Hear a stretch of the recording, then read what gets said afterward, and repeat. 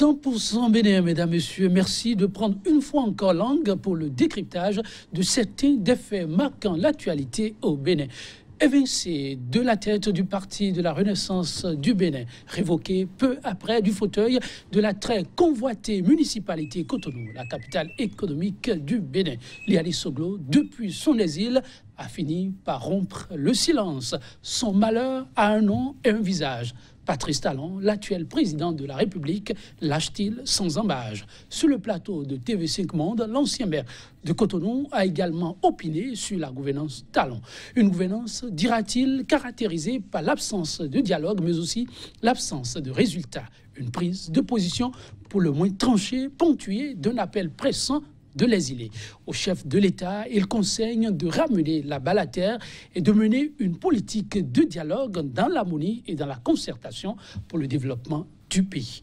Liali Soglo, dans la provocation ou enfin stratège politique. À quoi rime cette sortie médiatique pour le moins inattendue? Ce sont là, entre autres préoccupations, au menu de ce numéro de votre émission 100% Bénin. Thème à débattre, grand oral de Liali Soglo sur TV5 Monde. Une sortie hasardeuse, le regard de deux communicants dans un instant. Mais avant de les retrouver, le point de l'actualité tel relayé par les canards dans le parution du jour.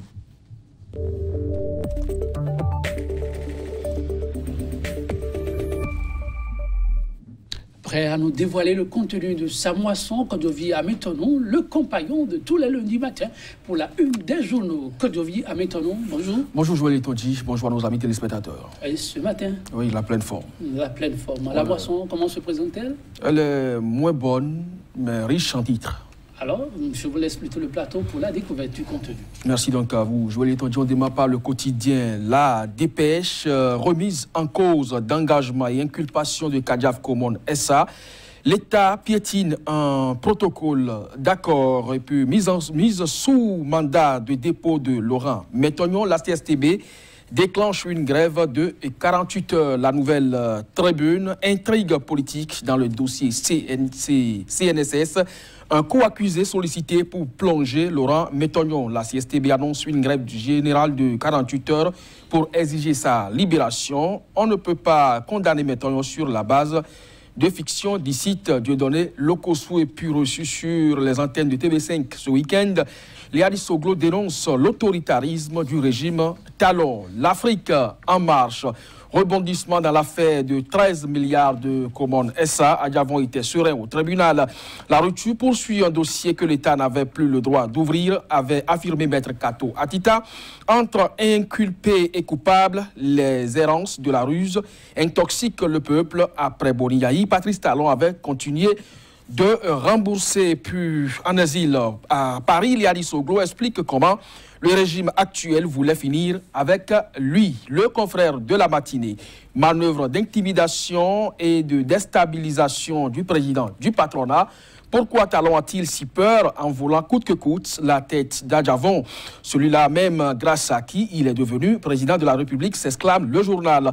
Ce qu'on ne dit pas, c'est que le gouvernement Talon a déjà payé une partie de la dette présentement remise en cause. Le nouvel observateur, morosité quotidien, morosité du moins au quotidien, la richesse la mieux partagée à l'ère de la rupture. Et puis médias au Bénin, la liberté de presse conditionnée.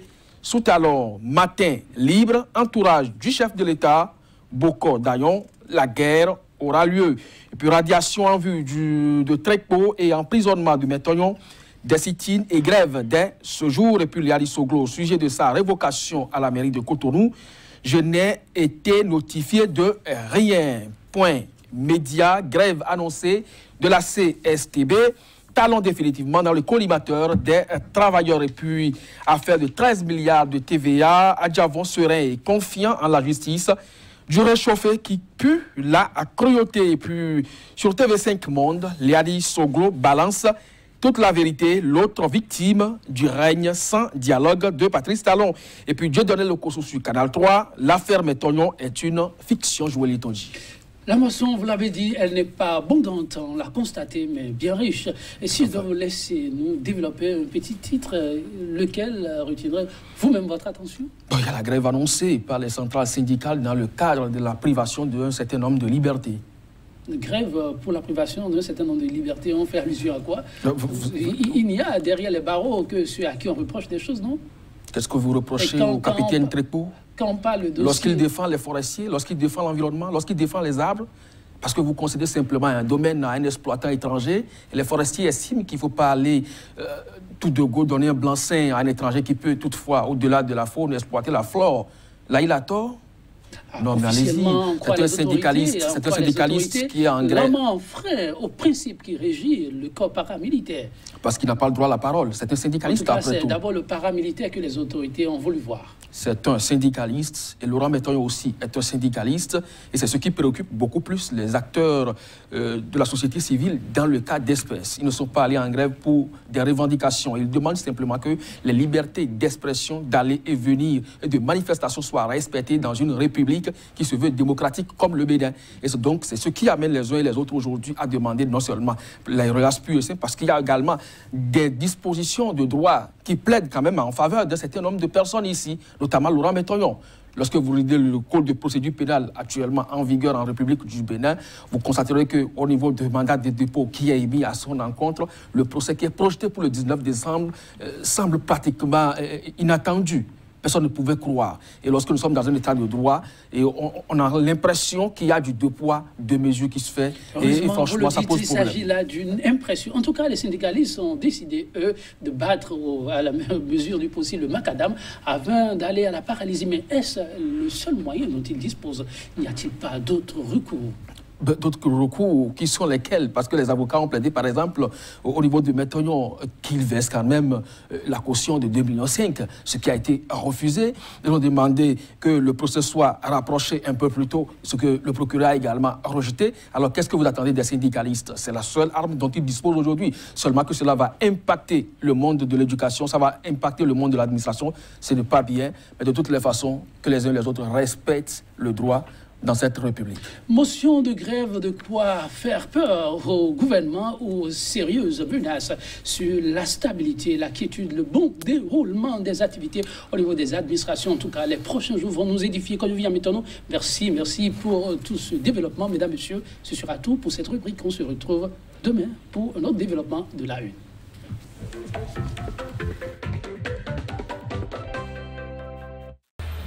100% Bénin, mesdames, messieurs, merci de prendre une fois encore langue pour le décryptage de certains des faits marquant l'actualité au Bénin.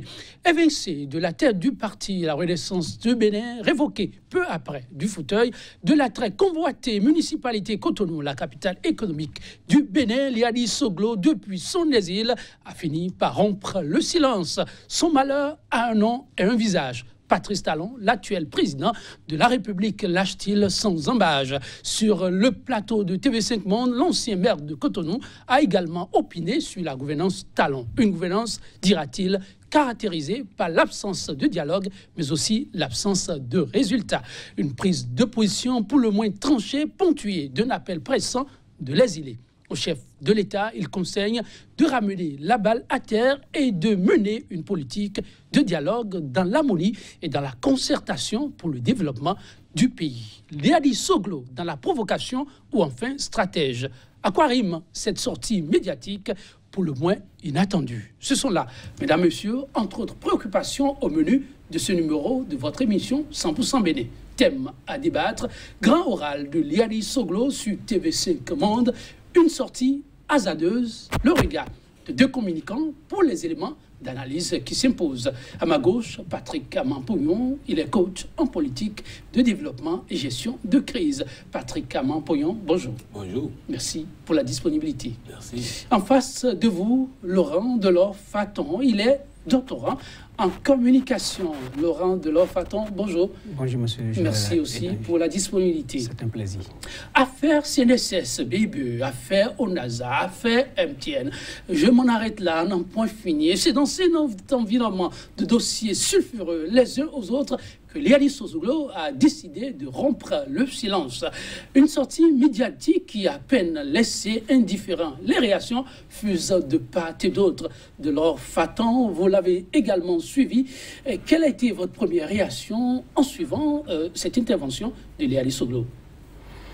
Je l'ai effectivement suivi et il faut dire que j'ai fait deux observations qui sont les premières. Pourquoi est-il intervenu en France? Et on a vu qu'il s'est planté comme un exilé politique. Et l'histoire récente du pays nous fait quand même comprendre qu'il y a quelques années, c'était Patrice Talon qui était exilé en France. Et c'est de la France que Yadi Soglo choisit d'intervenir.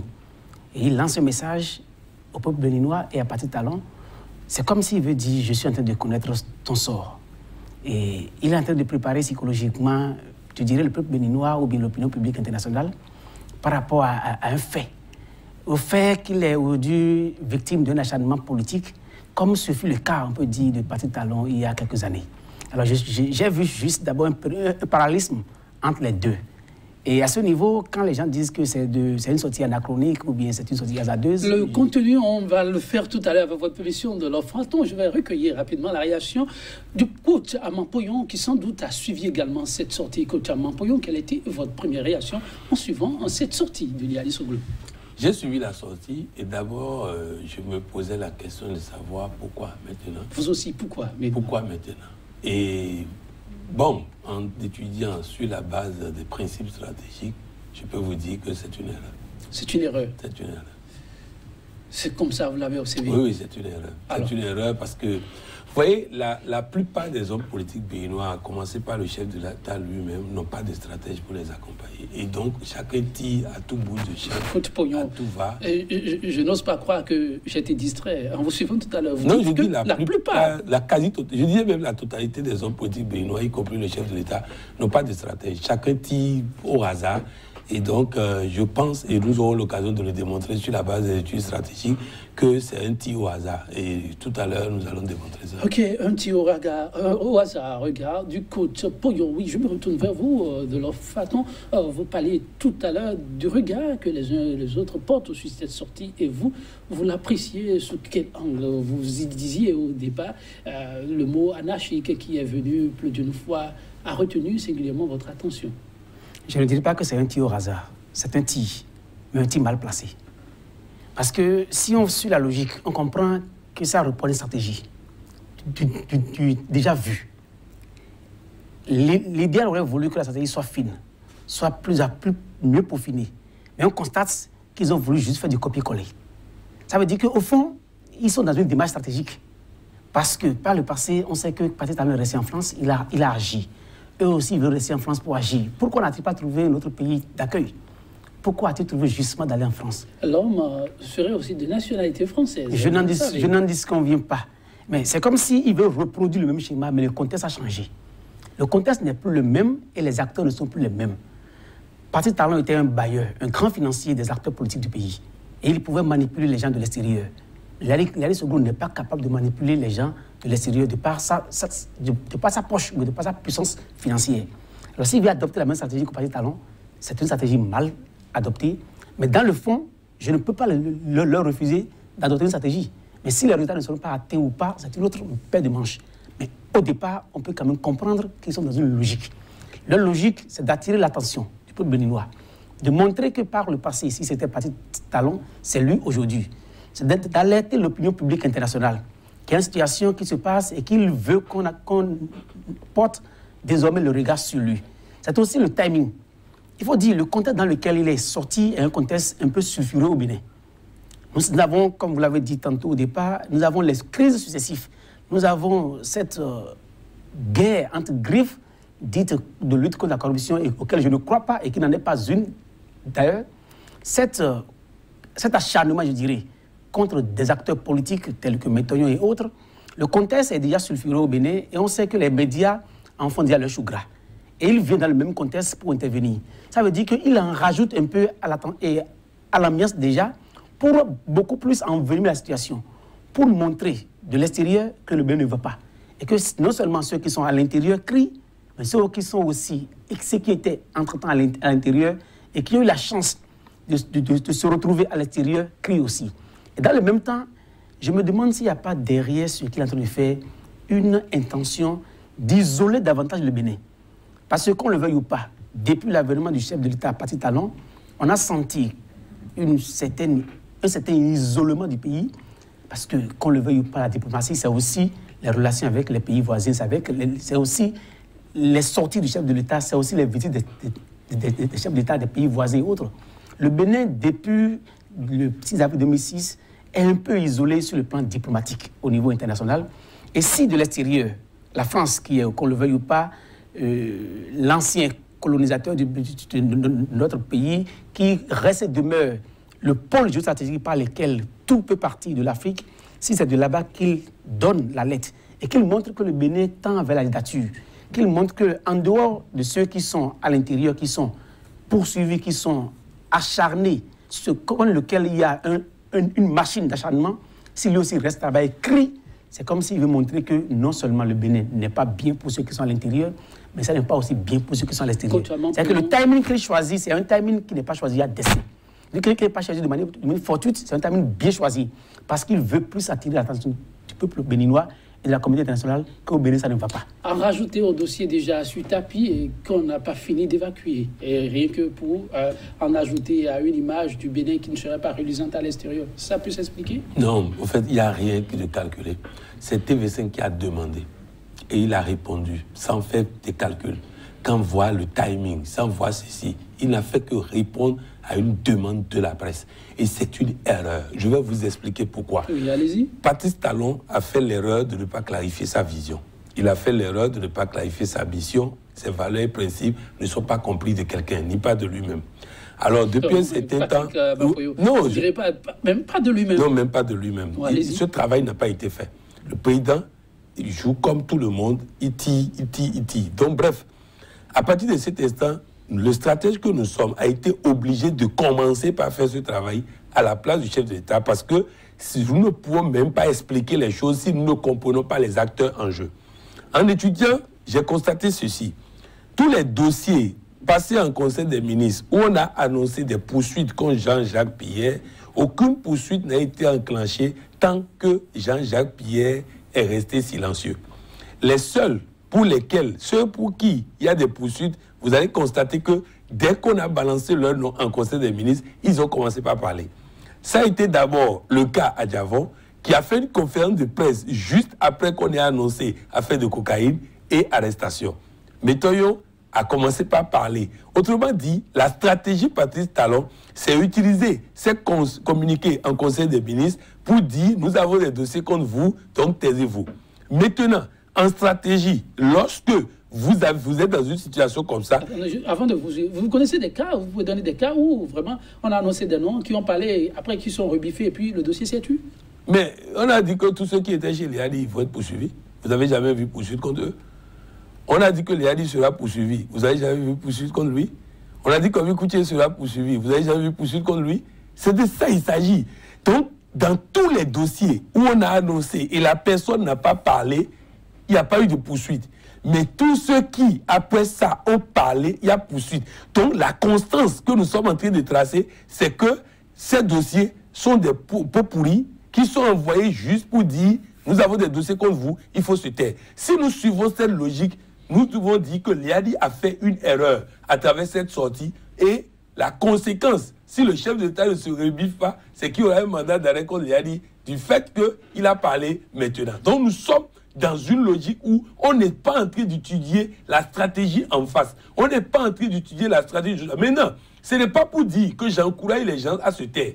Non, en stratégie, on se rend d'abord invincible et on cherche la vulnérabilité de l'autre pour frapper. Alors, quand on prend le cas de Léadi Soglo, l'invincibilité aurait été quoi? L'invincibilité aurait été d'attendre les élections législatives pour avoir l'immunité parlementaire avant maintenant de pouvoir faire ça. Donc, il n'est pas invincible aujourd'hui. Il est possible qu'on sorte un mandat contre lui aujourd'hui. Mais ceci serait-elle une invincibilité conséquente quand on regarde de l'autre côté du Sénégal, où malgré l'immunité dont disposait, vous voyez de qui je parle, oui. de ça, et puis finalement l'immunité qui a été enlevée aujourd'hui dans le contexte béninois. Non, il y a un problème au Sénégal. Le problème au Sénégal, c'est quoi? Dès que sur vos plateaux ici, dès qu'on a arrêté le maire du Dakar, immédiatement j'ai fait une intervention, j'ai dit il n'a qu'à faire son meilleur copain est sorti.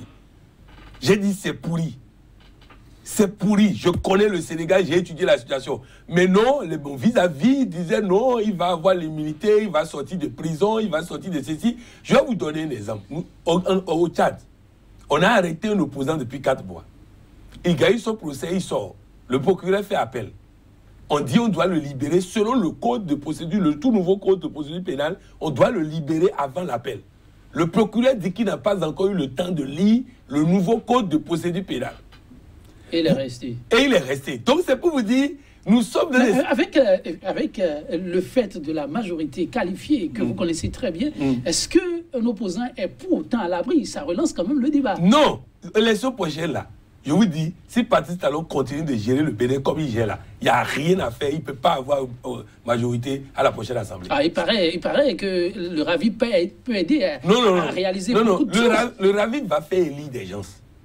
Le RAVIP va faire élire des gens. Mais sachez une chose, les 60 députés sont avec le président parce qu'ils attendent d'avoir l'invincibilité. Donc, Liali, disiez-vous, aurait pu travailler pour son invincibilité d'abord. Il y a quelque chose que j'ai dit que vous devez entendre.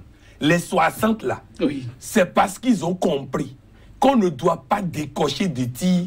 Un, tant qu'on n'est pas invincible, ils ne le sont pas totalement maintenant. Et deux, lorsqu'on n'a pas vu la vulnérabilité de l'autre. Aux prochaines élections législatives, au lendemain, le chef de l'État sera vulnérable. Et vous allez voir des gens comme Candide Azanaï qui ne parlent pas, qui attendent d'abord d'avoir cette invincibilité, qui a étudié déjà les données. Donc bref, Liali Soglo n'est pas invincible et n'a pas cherché un moment où le chef de l'État est vulnérable. En stratégie, on se rend invincible et on attend le moment où l'autre est vulnérable pour frapper. Non seulement il ne s'est pas rendu invincible, il n'a pas attendu le moment où l'autre est vulnérable. Le chef de l'État n'est vulnérable qu'aux élections législatives à venir. Tout le reste là n'est que agitation inutile. Laurent Delorfato voudrait ajouter un petit complément. En matière stratégique, je vais carrément contre ce que dit le coach Pognon. Parce que comment Liali Soglo fera-t-il pour être élu s'il n'attaque pas le chef de l'État qu'il a vilipendé au niveau de l'opinion publique internationale? Parce que l'électorat est de Cotonou. Et le chef de l'État a tout fait pour cadrer l'électorat de Cotonou. On l'a déjà montré au Cotonou qu'il a été mauvais maire. Et on est en train de tout faire pour sacrer son électorat. Alors comment pourra-t-il aller conquérir l'électorat s'il doit se faire réélire? Si on sait qu'aux dernières élections, les résultats ont été pratiquement, les élections ont été rudes. Et que la RB, contrairement à ce que le RB faisait par le passé, dans la 16e circonscription électorale, la RB a eu plus de difficultés. Et s'il doit être candidat aux élections prochaines, il faudra qu'il donne une posture d'opposant par rapport au pouvoir en place. Oui. Monsieur Delors, c'est une erreur grave. Ce qui s'est passé à Cotonou n'a pas diminué l'électorat de Liali Soglo. On comprend le contexte dans lequel... Mais aujourd'hui, l'électorat. Liali n'est pas le seul candidat de l'opposition. Il y a candidat Zanaï qui est là. Candidat Zanaï n'est même pas candidat à Cotonou. Candidat Zanaï n'est même pas candidat à Cotonou. C'est-à-dire que, écoutez bien, nous sommes dans une logique où le maire Liadi est sorti plus fort de cette affaire-là. Donc, il n'a pas besoin de parler pour être fort. C'est de ça qu'il s'agit. Vous savez, en termes de... Quand je parle d'invincibilité, vous savez, nous sommes en train d'avoir un Bénin qui ressemble à une mamaille où on est en train de poursuivre, d'arrêter de faire choses là. C'est vrai qu'on peut reprocher au chef de l'État ces poursuites-là. Mais que font les autres pour éviter ça? Si nous disons, le docteur Simonton a dit, si vous pensez que ce qui vous arrive est la faute des autres, vous ne pouvez pas guérir. Je suis entièrement d'accord. Donc à partir de cet instant, il est en train de faire... il va se rendre plus populaire, d'accord. Bon, maintenant il va se rendre plus populaire, il y aura un mandat d'arrêt et il va être à l'extérieur. Ce que je dis, il ne peut pas être candidat s'il ne fait pas des déclarations. On n'est pas en campagne. D'accord, c'est-à-dire que si ce soit aujourd'hui ou demain, il faut la déclaration. Monsieur Delors, j'ai été sur un plateau. Oui. Quelqu'un a appelé pour dire que j'ai dirigé une entreprise ici et j'ai volé de l'argent. Et le journaliste m'a demandé qu'est-ce qu'il y a pour ça. J'ai dit oui, j'ai volé. Et j'ai continué l'émission. À la fin, le journaliste me dit, mais coach, pourquoi vous avez accepté ça? J'ai payé 1 million de francs pour venir parler de mes projets. Alors, je ne vais pas laisser quelqu'un me perdre mon temps à raconter. Il va rappeler, vous dire pourtant, vous savez, je vais vous dire une chose. L'opinion publique ne suit pas ce que le communiqué du Conseil des ministres dit pour savoir qui est honnête, qui n'est pas honnête. Alors, si vous voulez répondre à ça, ce n'est pas de la stratégie. Je n'ai jamais dit que cette stratégie. Je dis ceci. Que ce soit aujourd'hui ou demain, Liali devra parler. Il devra parler à l'opinion publique, il devra parler à son électorat. Monsieur Delors, il parlera au moment où il sera invincible et que le chef d'État sera vulnérable. Ce n'est pas comme ça qu'il parlera. Il va parler avant d'aller aux élections. Actuellement, dites-moi ce que cette intervention fait de plus ou de moins au chef de l'État. Coach Amapoyon, vous l'avez dit, le risque est grand. Après cette intervention, Liali Soglo peut se voir en train d'avoir... De recevoir un mandat d'arrêt. Le mot est clair. Mais lui-même l'a dit que jusqu'à preuve de contraire, il est tranquille, mais que cette poursuite pourrait arriver d'un moment à l'autre. Et il craint que ça arrive juste après cette émission. Ne serait-ce pas une façon, si le chef de l'État passait à l'acte, de tomber dans un piège plutôt? Oui, le chef d'État va tomber dans le piège, mais Liali gagne quoi dans ça? C'est-à-dire qu'aujourd'hui, parce que ce qu'il oublie, c'est vrai, il est pas en France parce qu'il veut répéter Patrice Talon, non. Il est en France parce que c'est là-bas où il a la chance d'avoir le droit qu'aucun mandat d'arrêt sorti dans ces conditions ne peut prospérer en France. Donc c'est pour ça qu'il est en France. Donc il n'y a pas de mal à le cas, s'il parle en France, il parle bien, il sait que personne ne pourra l'arrêter. Non, ce n'est pas l'arrêter. Le problème n'est pas l'arrestation. Le problème est qu'il veut faire carrière politique. Je suis entièrement d'accord, il est politique. Donc, sa vie politique va être compliquée si le chef d'État tombe dans son piège, comme on est en train de le dire. C'est de ça qu'il s'agit. Il était oublié. Plus personne ne parlait de sa gestion. Plus personne ne parlait de lui. Beaucoup de pays noirs ne savaient même pas où il était. Les gens en arrivaient à aller chez sa famille demander là où il était. C'est pour dire, c'est cette position-là où il peut sortir des lettres, des messages, des ceci, comme il a fait d'ailleurs, tout récemment en demandant à son électorat de se tenir prêt. Mais cette émission qu'il a eu à faire là, d'abord, on parlera peut-être du contenu de l'émission. Parce que si c'est pour répéter Patrice Talon, il a dit la même chose que Patrice Talon, mais pas aussi percutant que Patrice Talon l'avait dit. Je suis d'accord. Donc, à partir de cet état, je vous dis, en termes de stratégie, et vous savez, en termes de stratégie, c'est pas que la stratégie est mauvaise, il n'y a aucune stratégie. La presse l'a invité, il a répondu, il n'y a aucune stratégie derrière ça. Et c'est des erreurs qu'il faut éviter. On ne fait pas ce genre d'erreurs quand on a en face de soi Patrice Talon. Il faut que les gens comprennent, nous ne sommes plus en match amical, c'est la Coupe du Monde. Et si vous voulez jouer la Coupe du Monde en faisant des erreurs comme ça, vous allez encaisser plein de buts. Donc voilà de quoi il s'agit. Je dis, il n'y a même pas une stratégie là. Et il faut qu'on arrête cette... l'opinion dit, il faut parler. Puis alors, quelle pourrait être la suite après cette sortie? Bon, la suite, moi, je voudrais dire au président de la République, à mon président de la République, le président du Bénin dont je suis originaire, que vraiment de ne pas tomber dans ce piège, de donner un mandat d'arrêt contre Liali Soglo, parce que ça va être vraiment flagrant. Ça va être chose là. Mais je comprends sa constance. Les conseils des ministres sortent les communiqués pour dire attention, il ne faut pas parler. Et bon, lui, il a fait l'erreur de parler, mais il faut vraiment que le chef d'État évite de tomber dans ce piège. C'est ce qu'il peut dire. Maintenant, si le chef d'État sort un mandat d'arrêt contre lui, ça va se compliquer davantage pour lui en termes d'avenir politique. Or, pour qui? Pour Liali Soglo. Alors que, bon, il va devenir encore comme Fagbon qu'on ne peut plus retrouver dans le pays parce que lui aussi, il est en France maintenant. Et donc, je ne sais pas quel intérêt le président a. À quoi pourrait-on assister? Liali Soglo l'a dit, jusqu'à preuve de contraire, l'homme est plutôt tranquille. Mais un mandat d'arrêt, ça pourrait arriver juste après l'émission, disait-il. Voyez-vous le chef de l'État passer à l'acte? En tout cas, à ce niveau, je pense que le chef de l'État doit poursuivre dans sa logique. Parce qu'apparemment, rien ne l'arrête.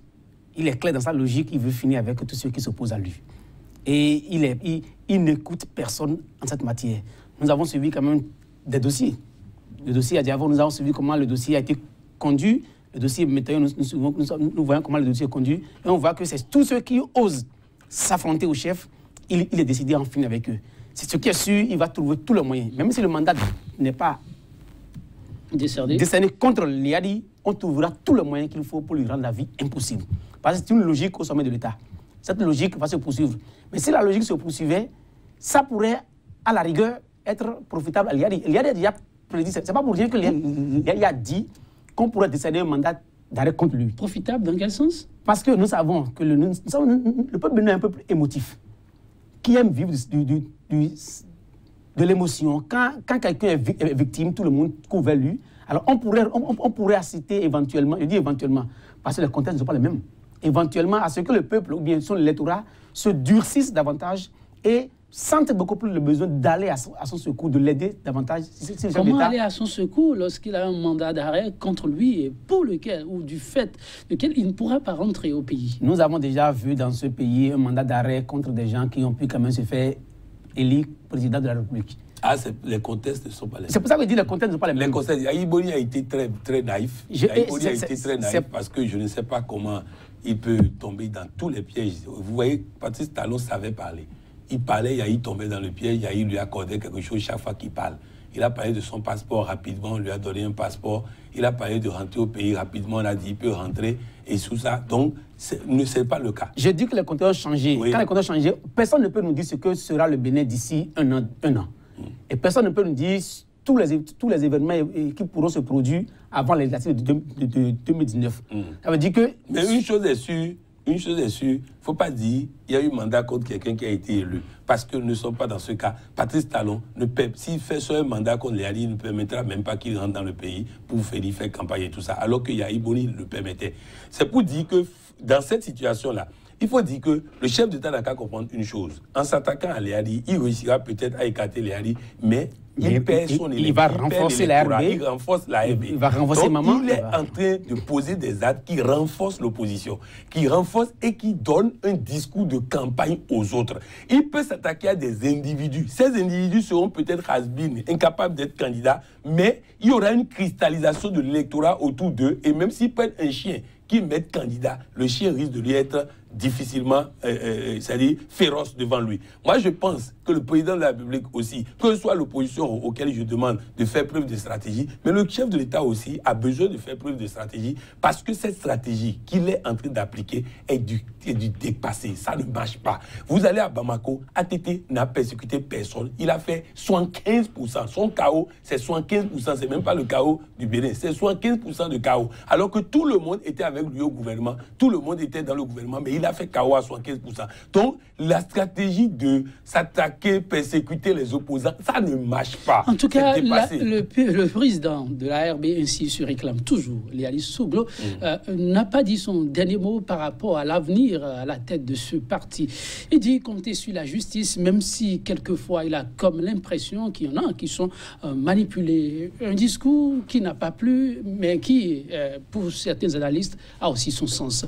Quel est le regard que vous portez sur cette intervention? Vous savez, la justice béninoise, elle est terrible. C'est-à-dire qu'elle peut tordre parfois, se courber parfois, mais elle ne tombe jamais. Et elle ne tombera jamais.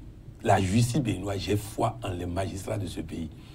Et je sais qu'il peut y avoir ceci, cela. Et vous voyez, le président de la République même sait que la justice ne tombe pas. C'est pourquoi vous allez voir que tout se fait avant que ça ne dépasse l'étape du procureur. Très souvent, on sait qu'après le procureur, on ne maîtrise plus rien dans les jugements et tout ça. Donc bref, il a tort de penser que la justice fait parfois du zèle, mais sachez que autant lui, il a eu la pression et il a fui le Bénin, autant des magistrats ont la pression et peuvent avoir la pression. Donc au lieu de dire que parfois certains font faux jeu, non, il faut les comprendre aussi. Ils sont sous pression. Ils ont comprendre le faux jeu. Il faut, pas faux jeu, il faut comprendre que parfois il faut sauver sa vie, parfois il faut sauver sa famille, parfois il faut sauver ceci. Donc c'est pour dire, faisons attention quand nous jugeons les gens de faux jeux, de ceci, tout ça. Bon, lui, il est en France, les magistrats sont ici, donc il faut qu'ils comprennent que eux aussi, de temps en temps. Et puis, si les magistrats voulaient faire du faux jeu, ils auraient déjà pris une décision contre lui depuis pour la RB. Mais si eux aussi traînent, c'est qu'ils veulent aussi être dans les conditions de faire leur travail. Il faut souffrir de ça. Il faut surtout faire confiance à la justice. Oui, du dossier de la RB encore pendant devant la justice de l'Ofatan, Léali Souglo est un peu déçu des derniers développements, surtout le dernier, où il a été constaté l'absence carrément des juges, mais il dit ne pas perdre espoir. C'est regrettable que nous soyons toujours à cette situation, parce qu'avant l'élection du Parti Talon, le président du Parti Talon, il y avait comme une suspicion que la justice béninoise n'est pas libre et qu'elle n'est pas indépendante comme il le fallait. Et nous nous souvenons tous de sa phrase fatidique qu'il a prononcée, un État voyou. Et parce qu'un État voyou, un État dans lequel la justice n'est plus crédible, on ne peut plus faire confiance à la justice. Et c'est pour ça d'ailleurs qu'il a fui le pays. Et si aujourd'hui, des opposants arrivent à quitter le pays, n'ayant pas confiance en la justice, même si tout le monde reconnaît que la justice béninoise, elle fait des prodiges quelquefois, il y a comme une petite suspicion. Et personne n'aurait voulu que ça continue. Et j'aurais aimé que depuis le 6 avril 2016, que la justice béninoise soit beaucoup plus libre. Et ça fait partie des réformes que le chef d'État avait quand même émises. S'il avait la volonté de vraiment rendre la justice indépendante, je pense qu'on devrait le sentir dans les actes. Mais apparemment, les actes ne nous prouvent pas que la justice béninoise est aussi indépendante. Et comme le disait tout à l'heure le coach Poyon, c'est comme si tout se passe toujours au niveau du procureur. C'est quand on dépasse le procureur que plus rien n'est maîtrisable. Pourquoi le procureur? Parce que le procureur recevrait toujours des pressions du pouvoir. Alors si tel est le cas, je pense qu'on est en train de reculer. Il aurait fallu qu'on avance. Et ce qui s'est passé, comme Liali aussi l'avait dit, et comme l'avait dit le maître Robert Dessous, c'est déplorable. Que les magistrats désertent une audience, qu'on ne voit personne parmi eux, alors qu'ils devraient nous mettre là pour pouvoir quand même donner le verdict. Qui donne le verdict? Si c'est Liali qui a perdu, on sait que la justice qui a décidé. Mais si c'est Liali qui a gagné, on sait que la justice qui a décidé. Mais quand on tourne en rond et qu'on cherche de dilatoire, qu'on ne sait pas quand même de prendre une décision, c'est regrettable. Et c'est comme si la justice béninoise, elle a peur. C'est comme si les juges ont peur. Qu'est-ce qui leur fait peur? Ça ne peut que le pouvoir. Et c'est le pouvoir, c'est malheureux pour le Bénin. Du pouvoir, Liali Soglo a aussi son regard. Il a comme l'impression que le régime démocratique vire progressivement vers l'autoritarisme. Un regard un peu trop tronqué ou approximatif des faits, Coach Poyon. Dans tous les cas, il y a toujours risque de perdre la démocratie dans tous les pays africains. Parce que nous avons voté des tests qui sont très équilibrés, mais l'esprit des tests a été dévoyé depuis longtemps. Et donc, à partir de cet instant, vous prenez par exemple la manière dont les députés sont élus. Vous croyez qu'avec cette manière d'élire des députés, scrutin de liste, ça veut dire qu'il s'agit de t'allier derrière quelqu'un qui a une popularité, tu es député à l'Assemblée nationale, vous croyez qu'on peut faire la démocratie comme ça? Donc bref, nous avons voté des tests qui ne s'adaptent pas à nos réalités, qui sont conçus sur des modèles européens, et résultat, chaque élection, nous sommes dans des situations terribles et difficiles. Vous voyez, aujourd'hui, quand M. Delors dit par exemple que la justice n'est pas libre et c'est dangereux, mais dans la Constitution, il n'a jamais été prévu que la justice soit libre. Ce n'est pas pour rien qu'il y a un ministre de la Justice. Donc la justice a un patron qui est au niveau de l'État. Elle a fait au dé, vous l'avez dit.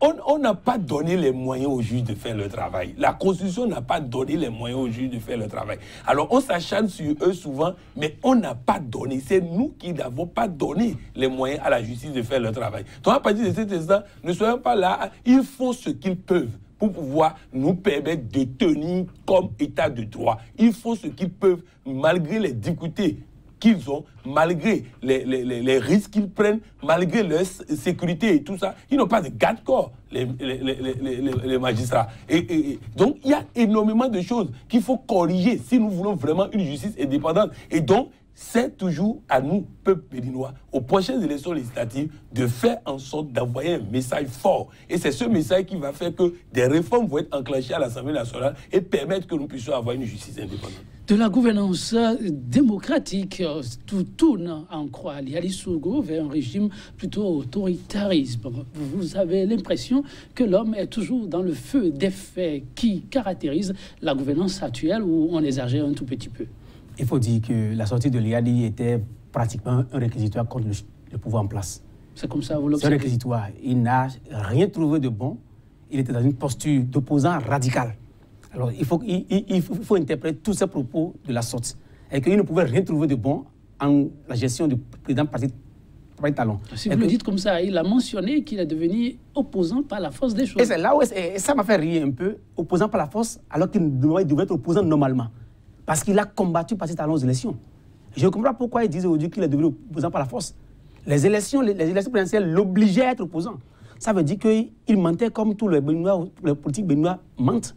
Parce que si au lendemain des élections, il n'a pas déclaré son soutien à Patrice Talon, ça veut dire que dans les couloirs, il faisait le jeu pour pouvoir être lui aussi à côté de la marmite.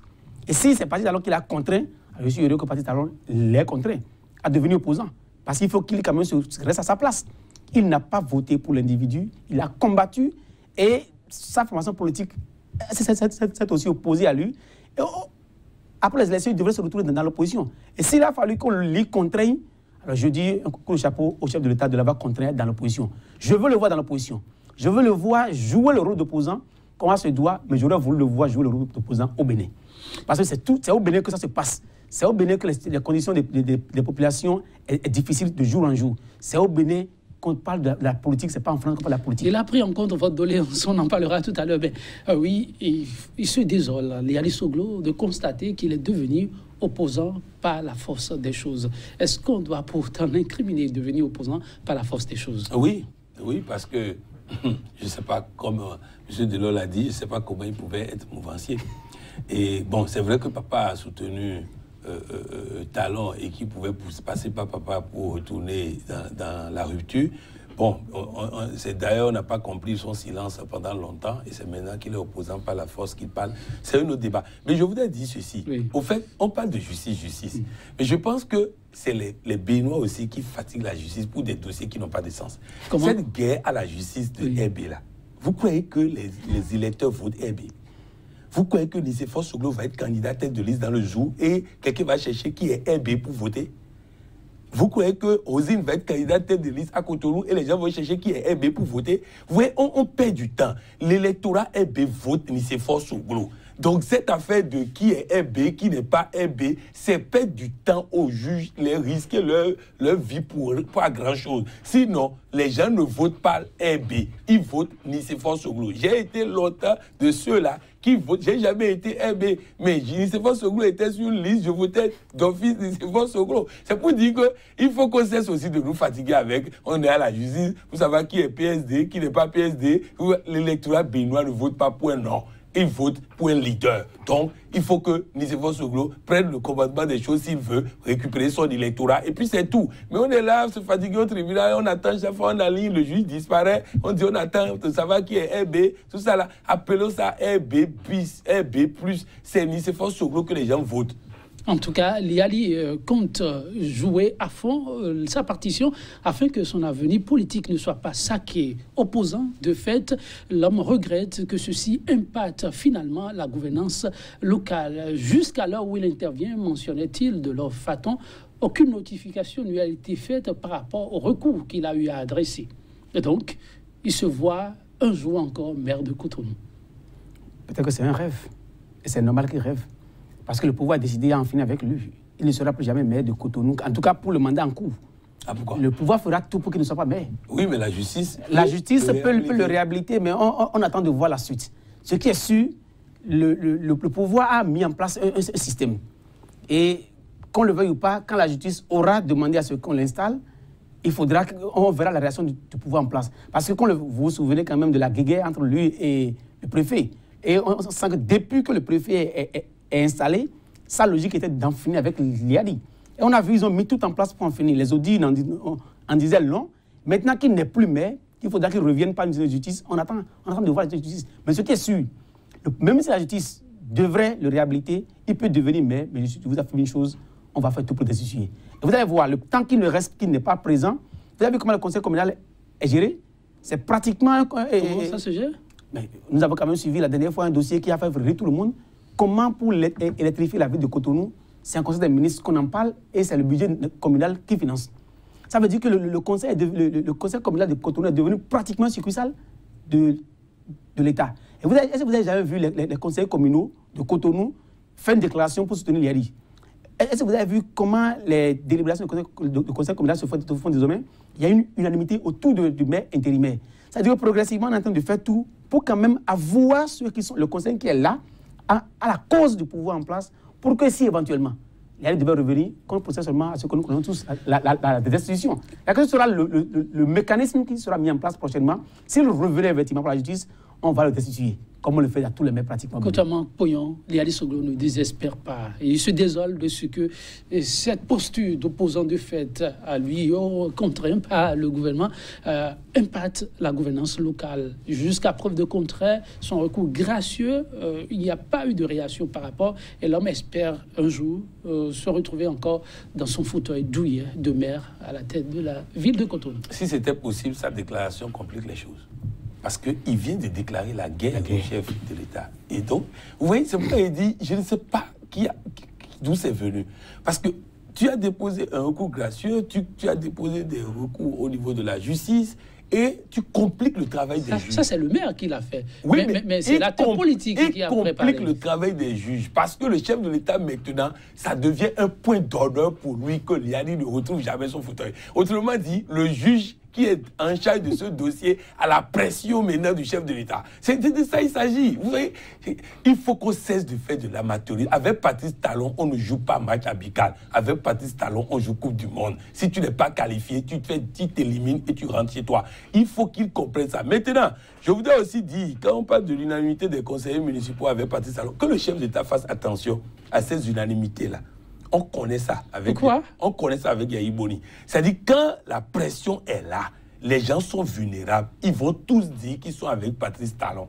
Mais dès qu'ils vont se retrouver, des gens vont se retrouver sur la liste de Patrice Talon, vont se faire élire député, mais apprécier la vulnérabilité du chef de l'État et lui tourner le dos en étant élu sur sa propre liste. Donc, vous voyez, qu'il ne dort pas sur ses lauriers. Lui, il sait tenir les grands électeurs. Et on ne peut pas lui faire ça. Arriver là-bas et puis lui tourner dos razac. Vous pouvez tenir quand vous êtes invincible et que les autres sont vulnérables. Or, le vent tourne. Et le vent risque de tourner aux élections législatives prochaines si Patrice Talon ne va pas chercher les maçons qui ont voté pour lui, les électriciens, les femmes de Dantokpa qui ont voté pour lui. S'il reste toujours avec soi-disant les grands électeurs qui ne représentent plus rien dans le pays. Parce que quand vous parlez de député aujourd'hui, quelle est la base du député aujourd'hui? Vous parlez de conseiller municipal, quelle est sa base aujourd'hui? À partir de cet instant, s'il continue de s'accrocher à ces coquilles vides là et il ne va pas sur le terrain comme il l'a fait pour gagner les élections présidentielles, je crois que les élections législatives risquent d'être un cauchemar pour lui aux prochaines élections. La tension serait à son comble au pays. C'est le regard de Liali Soglo. Au chef de l'État, il demande calmement de ramener la balle à terre. De leur façon, la pression serait-elle à son maximum pour qu'on demande au chef de ramener la balle à terre? Si Liali Soglo est un acteur politique, je pense que son appel au chef de l'État n'a pas de sens. Comme le disait le coach, nous sommes dans la guerre. C'est une guerre ouverte. Chacun s'arme et utilise tous les moyens possibles. S'ils sont capables, ceux qui sont maintenant retrouvés obligatoirement dans l'opposition, il faut qu'ils définissent les stratégies qu'il faut pour affaiblir le chef. S'ils ne le fassent pas, il va les affaiblir et les détruire complètement. C'est une logique, c'est une guerre ouverte. Et qu'on ne s'attende pas à ce que le chef d'État fasse le dialogue, on est dans la guerre politique. Et chacun doit utiliser les armes qu'il faut pour atteindre l'autre. S'ils sont incapables de l'atteindre, lui va les atteindre et les achever. Il n'y a rien à dire. Et que demande le chef d'État de faire le dialogue, il n'y a pas question de dialogue ici. Du moment où on est déjà dans la perspective législative de 2018 et dans la 19, dans la perspective de la présidentielle 2021 avec l'expression « j'aviserai », qu'on soit clair sur une chose, c'est une guerre ouverte où il n'y aura pas de merci. Si vous n'êtes pas prêt à affronter le chef, n'y allez pas. Quittez la scène politique, faites autre chose. Mais si vous laissez la scène politique, soyez prêts à affronter rudement le pouvoir en place. Parce qu'il y a quelque chose qui est inédit. Par le passé, Patrice Talon avait les moyens financiers. Mais aujourd'hui, il y a le pouvoir d'État. Et non seulement en plus de ces moyens financiers, il a le pouvoir d'État. Ça veut dire qu'il a deux axes majeurs dans la conquête, je dirais, le maintien de l'électorat. Et ces deux axes majeurs, pour faire face, il faut être une stratégie fin. Et malheureusement, ceux qui sont en face, moi je rigole chaque fois que je vois l'opposition réagir ou bien sortir, je trouve de l'amateurisme à l'extrême. Il n'y a pratiquement rien. Parce qu'avant qu'il ne soit élu président de la République, il faut que les gens se rendent compte. Il a été un grand stratège. Il n'était pas le favori. Et il n'était pas normalement celui qui devait être élu. Mais il a été élu parce qu'il était un fin stratège. Et moi, j'ai écrit quelque chose là-dessus. Parmi tous les candidats qui étaient en liste, c'était le meilleur stratège.